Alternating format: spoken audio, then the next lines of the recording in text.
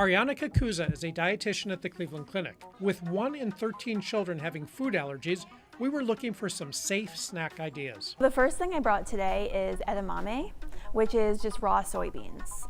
And so those you can eat in a pod. Usually they're with sea salt. You can buy them frozen. You can also add them to salads or soups, but we also can make a hummus with them. I just took the edamame beans and threw them in a food processor with tahini, some lemon juice, some olive oil, and spices. Blend it all up, and in about 4 minutes, it's all done. Another idea is chia pudding. You can actually buy it. You just want to make sure that you're looking at the sugar contents.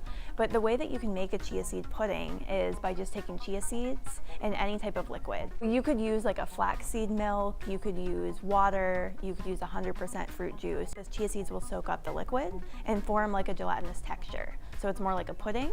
So if you layer it with a yogurt or just by itself, you can have a nice treat. You could also do pureed fruit if you don't want as much of the simple sugar. You just put it in the fridge overnight and it's done. You can make roasted chickpeas very easily by just taking canned or dried chickpeas and reconstituting them to cook them up.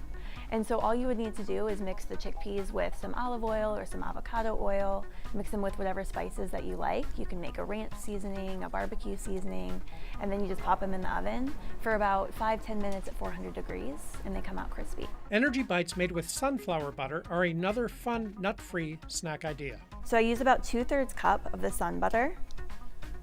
And you want to make sure that you find a sun butter that doesn't have any added sugar. It's just sunflower seeds and maybe a little bit of salt. And then next, I'm going to add about 2 to 3 tablespoons of honey, depending on how sweet that you like it. I'm going to mix those two things together. And then I like to add a little bit of flaxseed. This just gives you a little extra omega-3 fats, as well as help to hold the balls together. And then you want to use a little bit of coconut flour if you're trying to avoid any potential allergies. And then just a pinch of a Himalayan sea salt. And now this gets to be the fun part, and kids can actually help with this as well, is you get a little messy. So usually I'll take a spoonful or an ice cream scooper, and you just kind of take it in your hands and roll it up. And if you think it needs to be a little bit thicker, you can always add a little bit more flour. You could sprinkle some chocolate chips or the dried fruit. You could also add some coconut flakes or something like that, maybe a little bit of cocoa powder. After you're all done, you just want to stick them in the freezer for maybe an hour or so, and they'll be ready to go. Protein is so important for kids because it helps to keep you full between meals and satisfied, but it also helps to develop strong muscles, which helps with strong bones. So if you have this strong, lean body mass, then it protects your bones too, and it leads to less fractures and things on the playground. For Fox 8, I'm Dr. Marc. Dr. Marc is sponsored by the Cleveland Clinic.